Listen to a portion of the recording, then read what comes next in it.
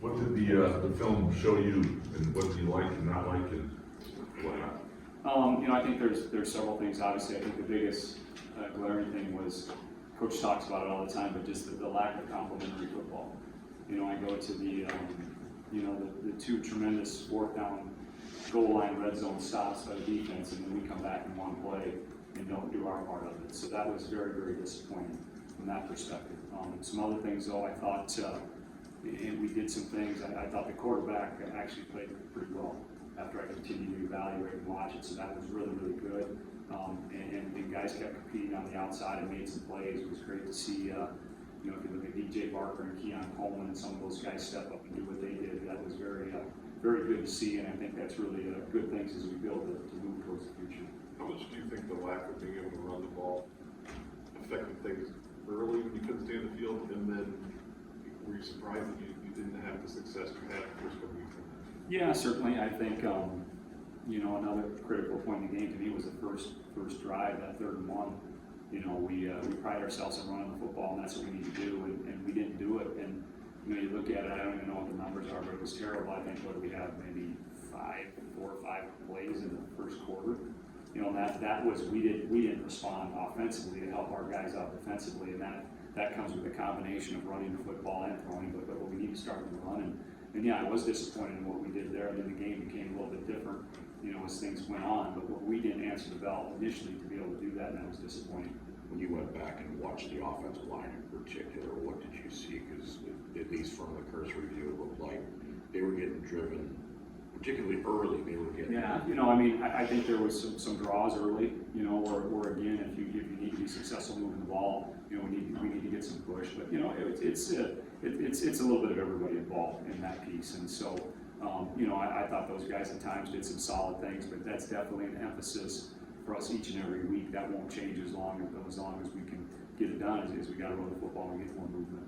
Payton didn't like how he played the first 2 weeks, obviously, but what did you see from him last week? He seemed to be better.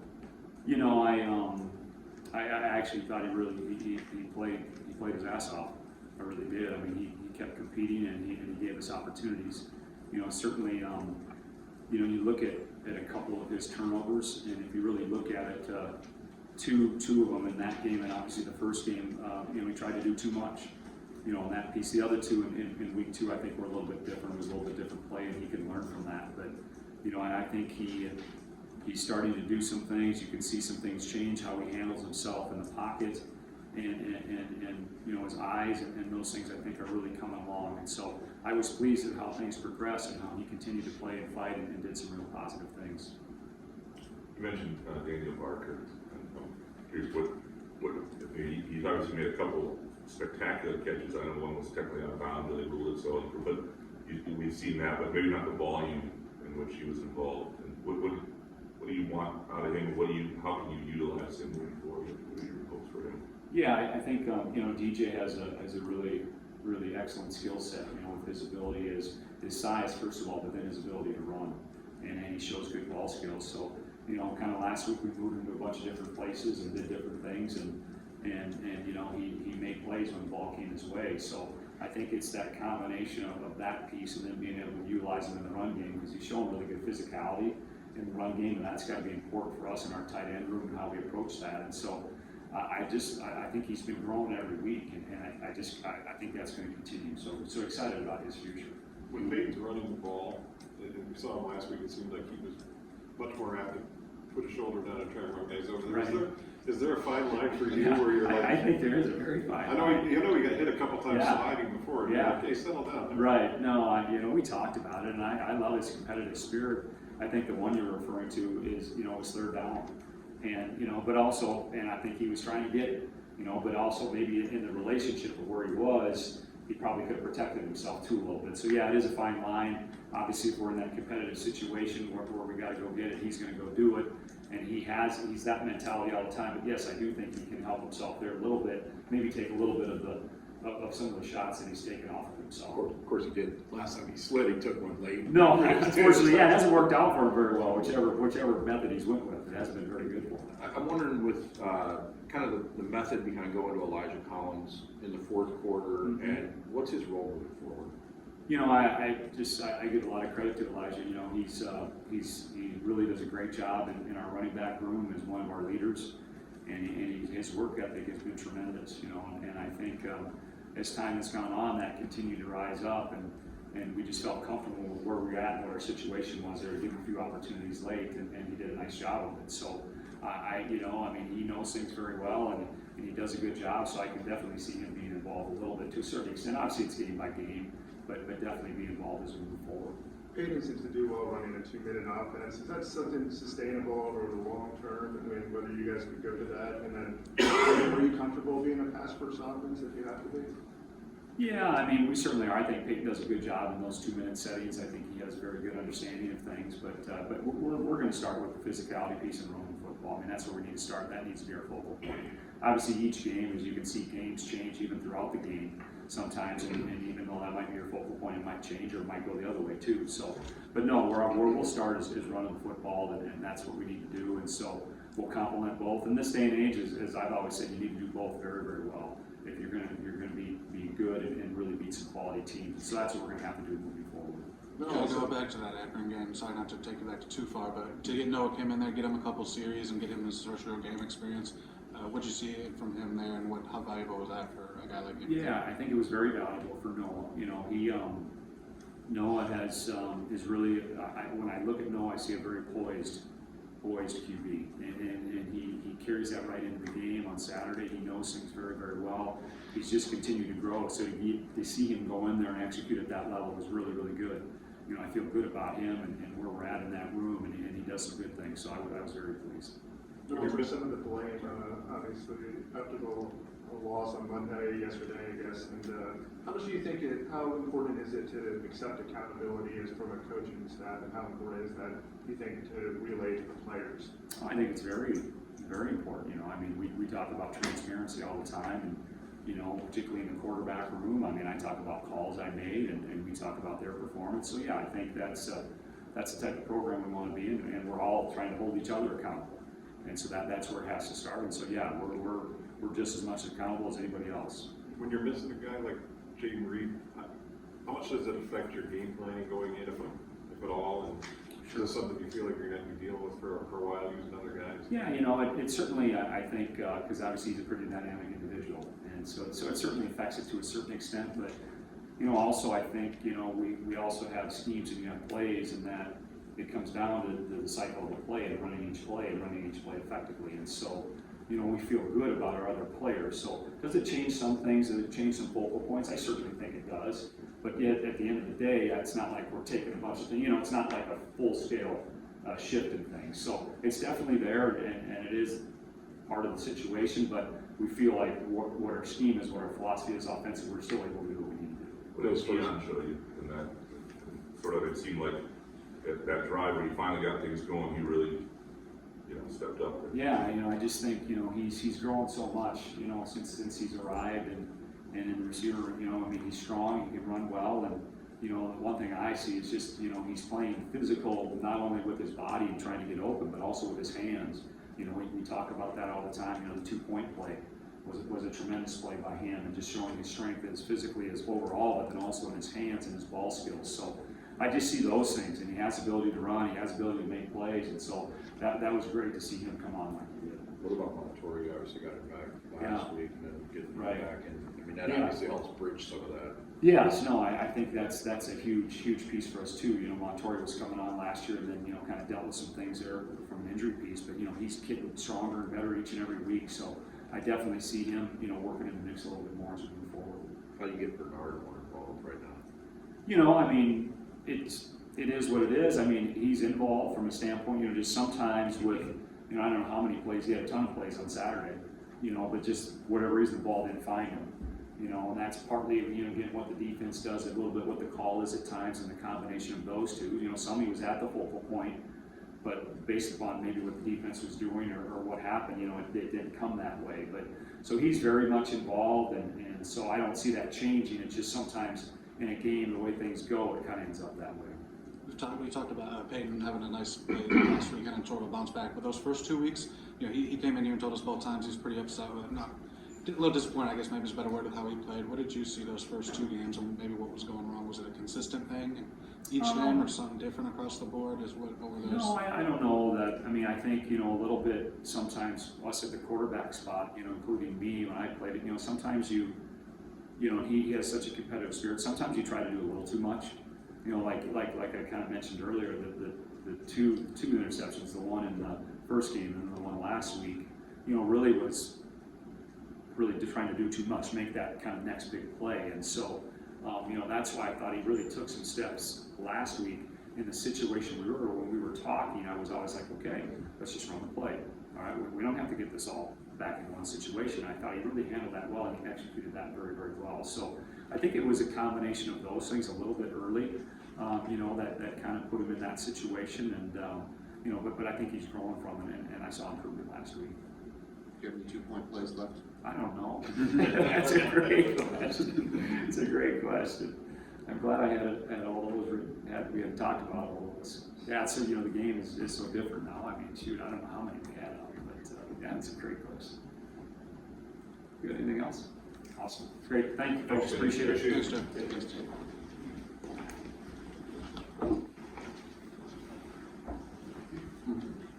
How's your body recovering from the flight back and the hits you took, I guess? Yeah, it's getting there. It was a different experience, obviously not playing at home and having, to get back at 6 in the morning. So, the recovery process may take a little bit longer, but, yeah, catching up, my body will be fine. I'll be right. That's something you guys prepared for, like a week or so ago, knowing that would be a potential thing.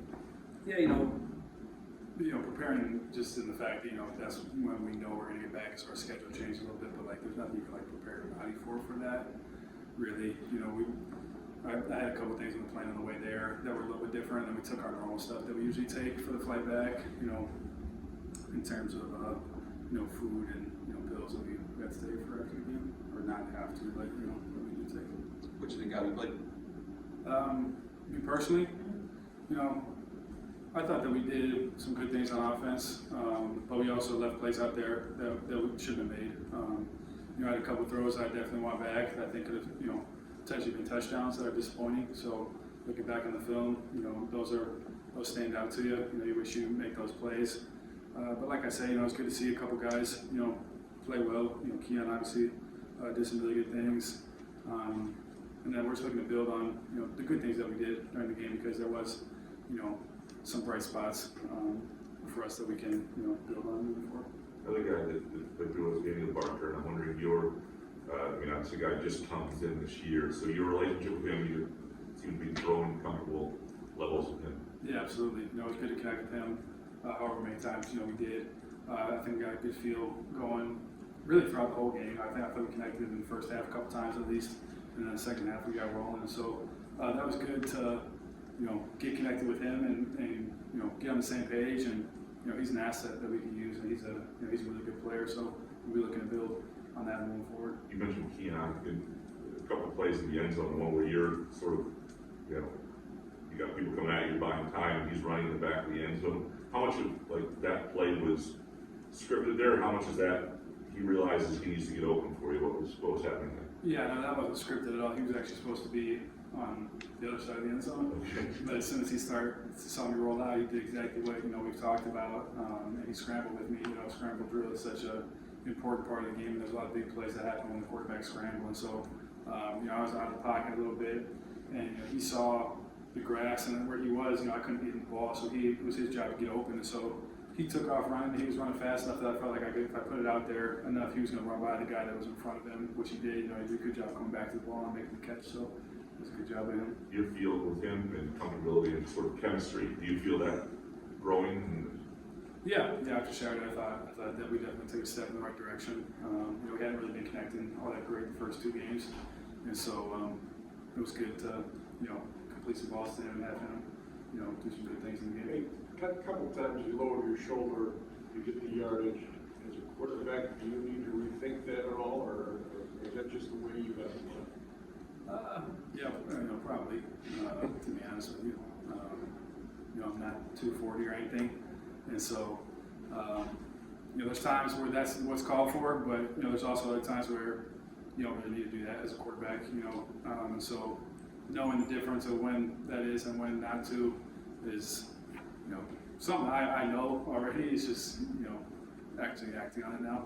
And The game dictates that too. When you're behind, you feel like you got to make a play, right? Yeah. So, third down or something, if you're close to the first down, go ahead and go get it. Fourth down, same thing, or if you're close to the end zone.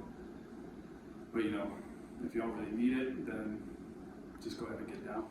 You see the quarterbacks, in the league, they're not really lowering their shoulder, going after guys all that often unless that's what's called for. So, I'm not saying that's where I'm at right now, but just got to be, feel that out. It's a long season. It's a marathon, not a sprint. So just have to know that. Bill was taking the blame after the loss yesterday and called himself, I'm sure you saw that comment on Who is this? Coach Mel.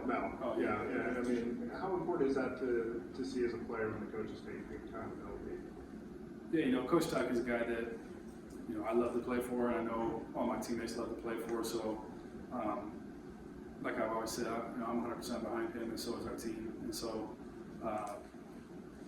that's one of the many reasons why we love him. But at the same time, it wasn't, him doing X, Y, and Z. We had to go out there and make plays. And so, as a team, and we're all to be held accountable for win, lose, or draw. We got to, all go in the right direction. And, Coach Tuck, like I said, we love playing for him. And so what he says, I'm all in on. So, but like I said, we all are to be held accountable for what happened. How did you try to readjust with things? Did you have to readjust without having Jaden in there? And how much did maybe getting Montori back help kind of give you another guy that you had some chemistry with? Yeah, getting Montori back was nice. Added some depth for us, and that he, was out there in the second half for most of the second half. So having him back out there and just letting him get back in the field of things was good. But in terms of Jaden not being there, I'm looking to go out there and execute. It doesn't really matter who's out there. Obviously, not having him out there, sucks. But, it's my job to play with the guys that we have. And so I feel like we have good players, no matter who's out there. And so just going out there and doing my best to execute and operate in our offense. Payton, yesterday, Coach Tucker talked about having you guys in the morning, having to do it a full team, start a sequential sort of continuous copy you watch of the film. It being a little different from normal. Just what did you get out of it? What do you think the team got out of by doing things that way for that specific game? Yeah, we got to talk about complementary football, and you see how the offense, special teams, and the defense all work together, and they all impact each other. So defense gets a stop, goal line stand, and then we go out there and one play drive safety. That's not complementary football at all. So that's on us as an offense. We got to go 99 to score, and we didn't do that. We had a couple of special teams miscues, and it was all over the place. And so we got to see as a team.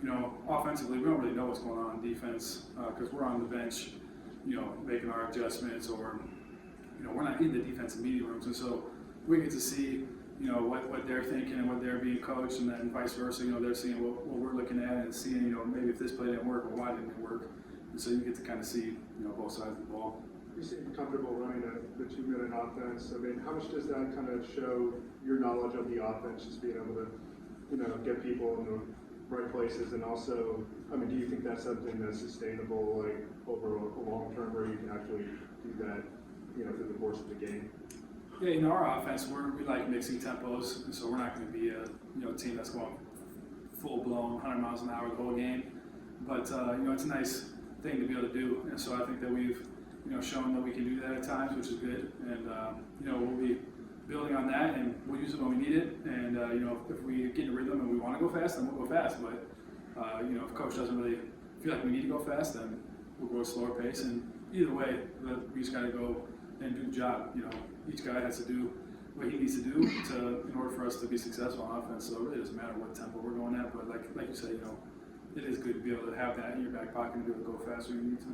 What have you seen from, obviously last week didn't go how you wanted, but now you start Big Ten play. What have you seen from the guys in practice through 2 days and trying to respond? Yeah,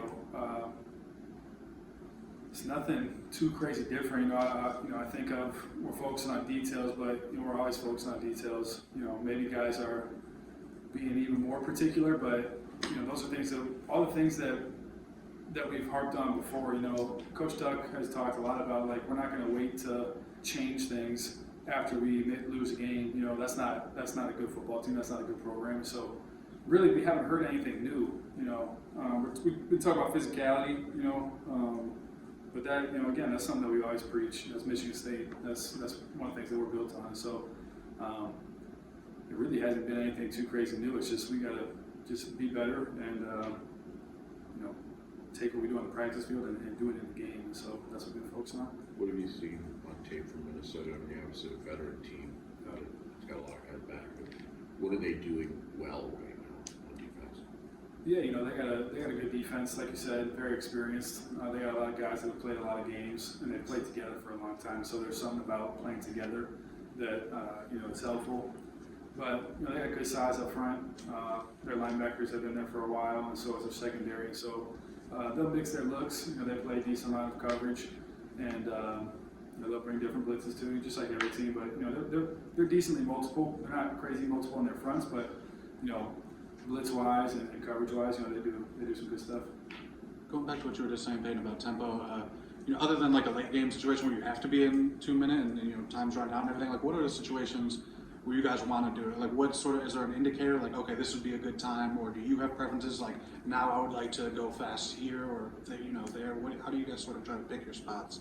I guess unless it's a real emergency type of deal, Yeah, no, I think it's just kind of feel, and if we feel like we want to go fast, we'll go fast. If that's not what it calls for right then, or maybe we want to slow things down instead of speeding things up, we'll do that. So I think it's just a feel thing. Coach Johnson, would know that better than maybe I would, because he's the one controlling the tempo most of the time. The one play with you had a mix up in the backfield. I think you might have touched on this Saturday, but I can't exactly remember. The running back went the wrong way. You went one way, running back went one way. Was that just somebody got a wrong read, wrong signal or something? Or didn't hear the thing, I guess, right? Or what? Yeah, we talked in the backfield, and Jared thought I said one thing, and I thought I said another thing, so we're just not on the same page. And so that's not on one guy or the other. It's just between the two of us. We have to be on the same page, and so that's something that we fixed, moved to the rest of the game, so it didn't happen again. But we can't let that happen one time. How important is it to get back to feeling good about yourselves? Sometimes losses linger, they're harder to get over. How important is it to bounce back now and have this team getting where it was feeling about themselves a week ago? Yeah, it's very important, but at the same time, that's just getting back to what we do, and it's not time to freak out and to go try to change everything. That's not it. So we're just getting back to our process. Maybe refining a couple things here or there, but then just like I said, we're just focused on the details of everything. But that's what we've been doing. So it's just we have to be very, very particular with what we're doing, and then just go out and play. We're excited for Saturday, and get back out there again and to play again as a team. And like you said, it'll be important for us to go play well, which I'm confident that we'll do. You guys, obviously, this first road test, you were making sure to take care of sleep, and that was a big part of last week's preparation. But obviously, miscommunications with Jared for noise was obviously a factor in that stadium.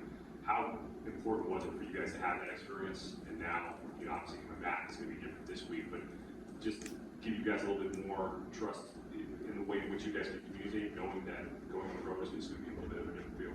Yeah, obviously, this is big time college football, and so when you go on the road, most places it's going to be loud, especially in the conference we play in. And so it is good to have that under our belt. Most of the guys on our team have played in a stadium like that, but there were a couple guys that haven't. So it was good for them to get that under their belt before conference play, and to feel what a different atmosphere is like, and playing with the noise and having to not be able to hear the guy next to you when you're standing 2 feet from him. So that'll be something good for us to have going forward. You mentioned about having some positive, you guys are pretty efficient on 3rd and 4th down. We did go for it with Minnesota, obviously the team that prevents a lot of that currently, I guess. Yeah. Where does that match up on 3rd down? What kind of things do you need to do to win those matchups? yeah, you know, third down is situational football, and we talk all the time about how important situational football is, and you know, third down is one of, if not the most important, you know, part of the game. And so, good offenses convert on third down. You know, there's not really many offenses that score a ton of points that suck on third down. You know, it doesn't happen. So, it's very important, and that's something that we focus a lot on throughout the week. And you know, we'll be very focused on this week. I'm pretty sure Minnesota's ranked first in the country right now in third down percentage. So, I'm confident we'll put a good plan together, and then we'll be honest about there and get the job done. Does anything change as a quarterback when you go into fourth down situations, you know, when you're down 20, 18, 20 points, whatever, in that, versus in a close game and you do go for it? Yes and no, not really. You kind of know, like as a quarterback, you kind of feel for when it's four down territory, and so playing, you know, with Coach Johnson, with Coach Tuck now, and this being my second year, you know, I can kind of get that feeling to when, or they'll tell me before the fact that hey, this is four down territory. So it does change a little bit. Like you may throw a check down on 3rd and 9 and be okay with him not getting the first down, but if he gets 6 yards, 4th and 3 is a lot better than 4th and 9. Or 4th and 3, we'll go for it, but 4th and 9, we're not going for it. So instead of forcing the ball to try to get the first down, you know, check it down and make one guy miss, you get the first down. So that happened a couple times on Saturday where, you know, I just checked the ball down and our guy made the guy miss. And, you know, first down, when normally if he would have just been tackled, that would have been first down. So you can't really be forcing stuff on 3rd down. And like you say, you know, there's a difference in that, in, you know, the time of game. Did you know you guys would go for 2 as much as you did? No, but you know, we prepare for it. We always have our 2-point call sheet, and so we know what we're running. So I don't even know how many times we went for it, but I think we might have ran out of our second down or our 2-point conversion calls or used them all. Through 3 games, do you have a sense of what the identity of the offense is? No, I think our identity hasn't. I don't think it's really changed. You know, we've always talked about being balanced. And that's what we're going to do. I don't know the official number of pass versus run last week, but you know, we're not, like I said earlier, we're not going to change all of a sudden be, you know, throwing it 80% of the time or running it, you know, 70% of the time. That's not it. So we're just going to go with what's needed at that time, but we're always going to be focused on staying balanced. What type of response do you want to see from your offensive line? And are you seeing that already this week? And just sort of what can you say about, you know, where sort of their heads are at right now and everything, confidence and whatnot? Yeah, you know, a lot of times stuff falls on the offensive line that, you know, isn't warranted. You know, a lot of people don't really know what's going on in the game. You know, if a guy gets caught in the hole, everyone says, oh, it's the offensive line's fault. Well, people don't know that, hey, the receiver was actually supposed to go dig that guy out and he didn't do his job, so that was not on the offensive line. Or, you know, maybe I get sacked, but I moved in the pocket the wrong way and I should have moved, and I get sacked and they say, oh, that's the offensive line. Well, you know, that's not on the offensive line, that's on me or that's on the receiver.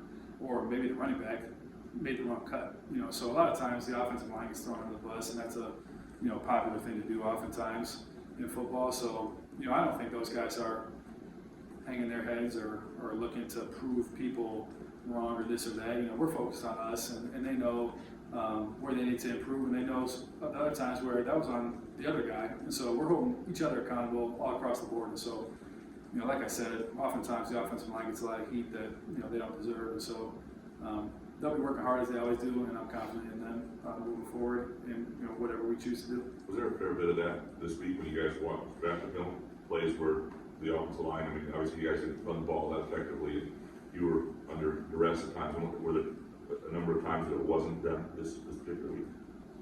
Yeah, you know, there was multiple occasions where maybe, you know, maybe our guy in motion didn't do what he was supposed to do. Maybe our back was too fast. You know, maybe I had the run called the wrong way. All types of stuff. You know, there's not one single thing you say, oh, we did this poorly. You know, it's death by inches is what we talk about. And so one thing here, one thing there, one thing there. All of a sudden, you're in a bad situation. So it's everything. Like we talked about details. It's all details. And so we're looking to clean that up and go and execute like I talk about every week. Anything else, Blake? Appreciate it. Thanks, Ben.